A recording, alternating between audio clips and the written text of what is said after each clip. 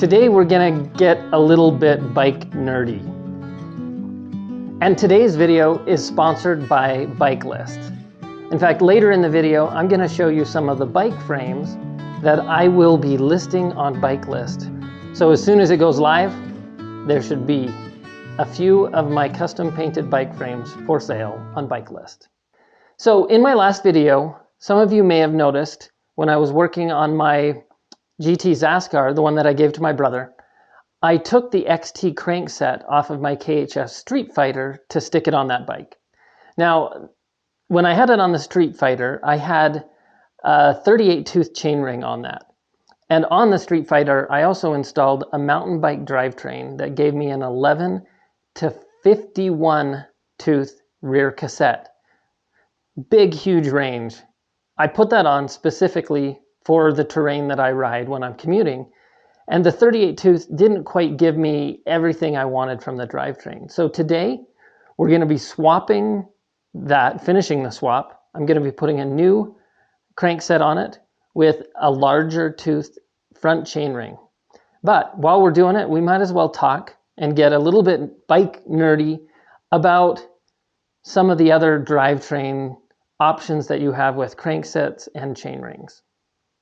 Now, to help talk about this, I've laid out a few different cranksets, including the crankset that I plan on putting on my KHS Street Fighter. I've also got an 11 to 48 tooth cassette and a few other chainrings to talk about some of the differences. So first off, let's talk about the front chainring. So this chainring is a 38 tooth chainring, the one that actually was installed on that XT crankset that I had on my KHS Street Fighter. With 38 tooth, it's an even numbered tooth front chainring. This one actually is what's called a narrow wide tooth chainring that's made so that the chain, when it fits over top, only fits on the narrow part and the wide part in certain configurations. This keeps it so that the chain actually is less likely to drop when you're going over bumps and jumps and stuff. Very helpful on one-by drivetrains on mountain bikes. You don't want a narrow wide on like a triple or a double front crankset. But so this chainring, 38 teeth, was then paired with a rear cassette that had 11 to 51 teeth. So the smallest chainring had 11 teeth and the largest one had 51 teeth. This cassette is an 11 to 48 tooth micro shift cassette. So there's 11 teeth on this very smallest chainring and 48 on the largest. Now, when it comes to mechanical efficiency on your bike, from the front chainring to the rear, a 1-to-1 ratio would be with a 38 here and a 38 on the rear. And then your drivetrain ratio is the same. So what I'm going to install though on it is going to be a 42 tooth chainring. So that one, this is again another narrow wide chainring, which will be great for a 1x setup. There's a difference though between these two chainrings. This one, as you can see, is set up for a crankset with a 4-arm spider on the crankset, meaning that it bolts in 4 locations. This one, you can see, actually bolts in 5 locations. And when you're choosing a crankset for your bike and a chainring, there's a couple things you need to understand. First is how many holes you need, and that's fairly easy to know. The crankset that this is going on is this Ultegra crankset with a 5-arm spider. Very obvious what's needed. The second thing that you need to know is the bolt center diameter. So if we drew a circle through the center of all these bolts, what would the diameter be? The diameter is from one side of the circle straight through the center to the other side. So on this crankset, what is that bolt center diameter? It's kind of hard to measure, but we know that there's some generic standards. But let's talk about these differences. So to demonstrate these differences, I have a few different cranksets that are of different bolt center diameters, or BCDs. This first one is a crankset actually that's made for a smaller kid-sized bike. And it's got a very small front chainring. It's a mountain bike crankset that's made to make those rear chain rings really easy, and when you make that front ring small, it makes it super easy to climb hills. This one has 4 spiders, and its bolt center diameter, which you can measure, is 74 BCD. So 74 millimeters from one side of the circle to the other. And this one's easy. I can measure between the 2 bolt centers to kind of get that bolt circle diameter. So this is a 74 BCD crank chainring that's needed for this. They're not super common. The next crankset that I have is 5 arms, and it doesn't look much bigger. This one's a little harder to measure because it's the 5 arm. I can't quite get it right, but I know in the 90s there was a very common bolt circle diameter chainring that was 94 BCD. This is an old Shimano STX crankset from that era, and sure enough, at about 94 millimeters, we can guesstimate is what the chainring that you need for this. And if you've watched many of my videos, you've seen that almost every time I have one of these cranksets and I want to go to a 1x, I get the wolf tooth drop stop chainring. Now, about the only chainring that I find is actually one that's made for a Surly crankset that had 5 arms, but one of them was underneath the crankset itself. So it actually lined up like this. And this bottom one actually bolted in to the back of the crank uniquely. And so this one's a little different. Whenever I use this, I've often had to drill out this hole. They're just not common, hard to find. But if you want to keep that vintage 90s crankset, they're out there. And you can find them, this one's a 32 tooth. You can find them anywhere from like a 28 to I think a 34, maybe a 36. I don't know. But that's a 94 BCD 5-arm crankset. Next is kind of the most common when you're looking at mountain bikes. This one's a late 90s Shimano LX crankset, but it has a BCD. It's a little bigger than 94, and if we zoom it out and measure about in between those two and getting that bolt circle diameter, we're at about 104. And that's what this is. This is a 104 BCD 4-arm crankset.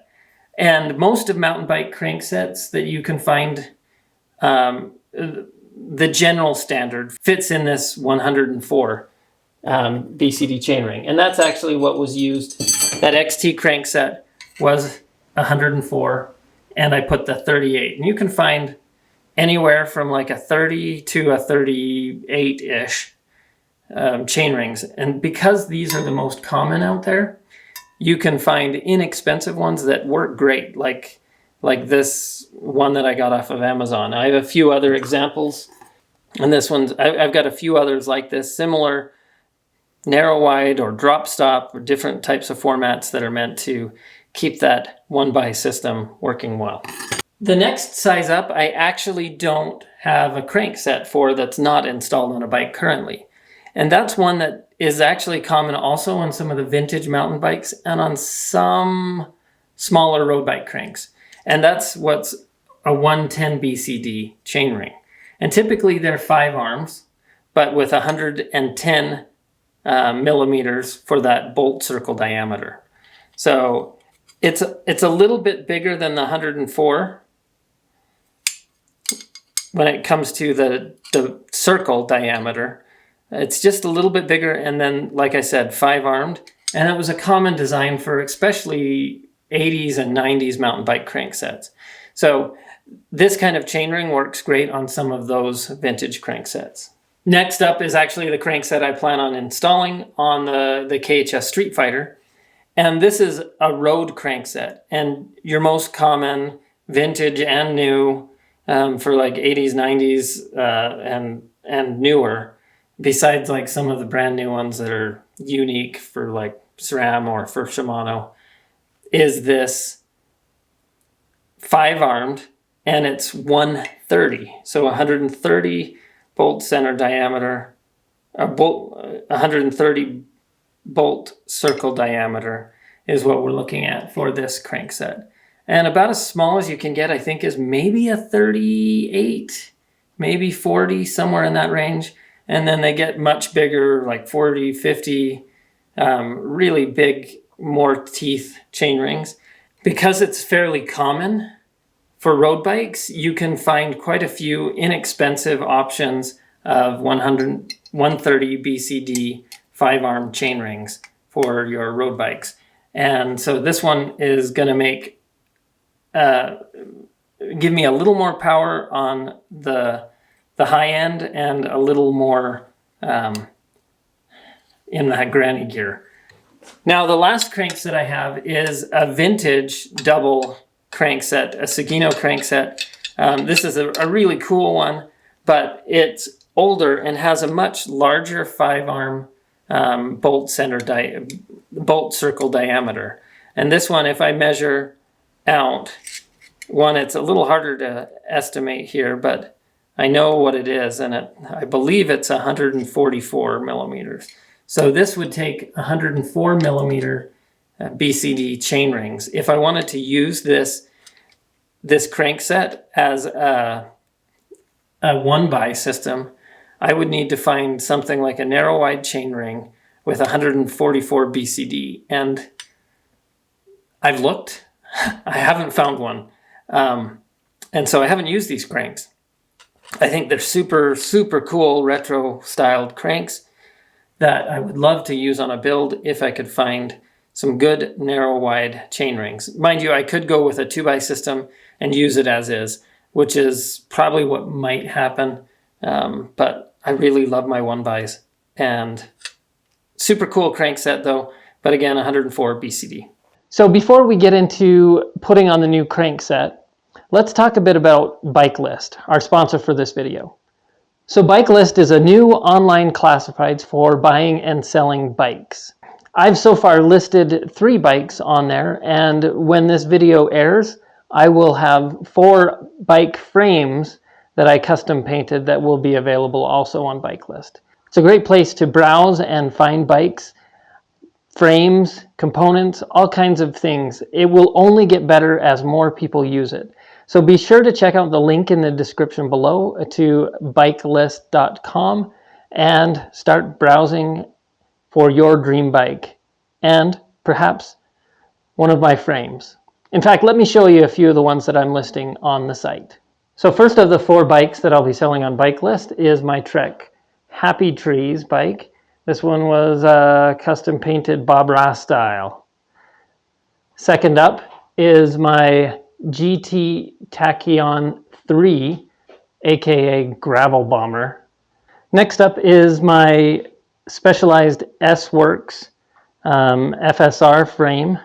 This is kind of an enduro frame back in the day. Custom painted with a gray and a blotch paintwork. It will come with the rear shock. And then my Gary Fisher Big Sur. This is actually one of my favorite color combos. It's with the copper paint and blue and black blotching on the back end with some really cool Gary Fisher stencils done on it, custom paint, and it will include the sticker matched front fork. So let's go ahead and build this up. Now, a lot of times on chain rings, there'll be an indicator where the crank arm should be. There's really no indicator here, so when I install it, I'm going to try to choose a spot that I think makes sense. And these words are the most busy, so I'm going to try to hide those underneath the crank arm. We'll go with something simple like that.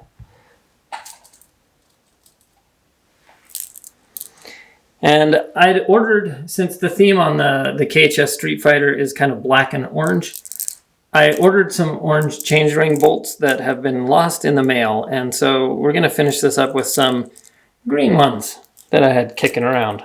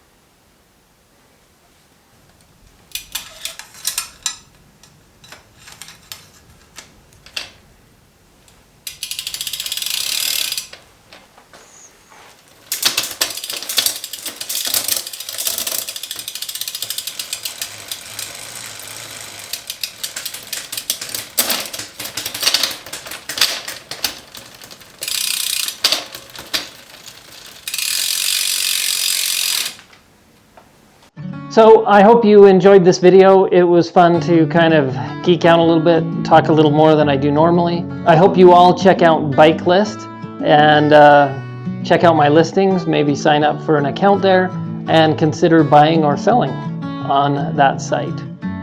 As always, look for opportunities to give those old things new life. Be sure to like and subscribe. Let me know what you think about this video in the comments below, and I will see you on the next video. Ciao.